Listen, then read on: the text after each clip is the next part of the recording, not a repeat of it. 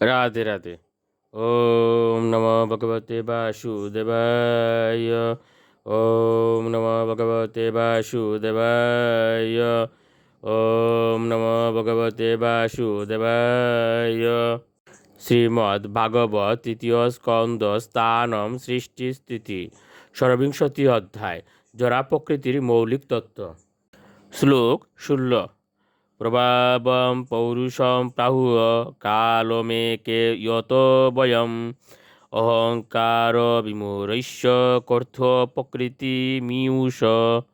অনুবাদ: ভগবানের প্রভাব কালে অনুভব করা যায়, যার ফলে জোড়া প্রকৃতির সংস্পর্শে আসার ফলে অহংকারের দ্বারা বিশেষভাবে মহাচ্ছন্ন জীবেদের মৃত্যু ভয় উৎপন্ন হয়। শ্লোক 17। প্রকৃতের গুণ সামস্য নির্বিশেষস্য মানবী চেষ্টায়ত স ভগবান কাল ইতি উপলক্ষিত। অনুবাদ: এ মাতো, এ স্বয়ম্ভূ মনুর কন্যা, আমি পূর্বেই বর্ণনা করেছি যে কাল হচ্ছে পরমেশ্বর ভগবান। প্রকৃতি সাম্য অব্যক্ত অবস্থা বিক্ষুব্ধ হওয়ার ফলে যার থেকে সৃষ্টির শুরু হয়। শ্লোক 18। অন্তঃ পুরুষরূপেণ কালরূপেণ ইউবহ্য সমনেতেষ সত্তানাম ভগবান আত্মমায়য়া।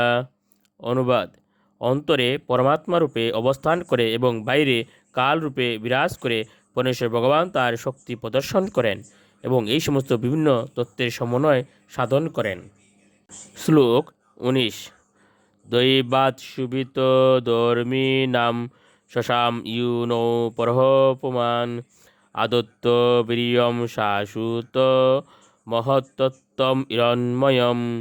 অনুবাদ: জরা প্রকৃতিতে ভগবান যখন তার অন্তরঙ্গা শক্তিকে আধান করেন তখন প্রকৃতি মহত্তত্ত্ব প্রসব করেন, যাকে বলা হয় হিরণ্ময়। জরা প্রকৃতি যখন বদ্ধজীবের অদৃষ্টের দ্বারা কুপিতা হন তখন তা সংঘটিত হয়। শ্লোক 20। বিশ্বম আত্মগতম ব্যঞ্জন কুরুস্ত জগদ অঙ্কুর স তেজসাপিবৎ তীব্রম আত্মপ্রসাপনম তমঃ।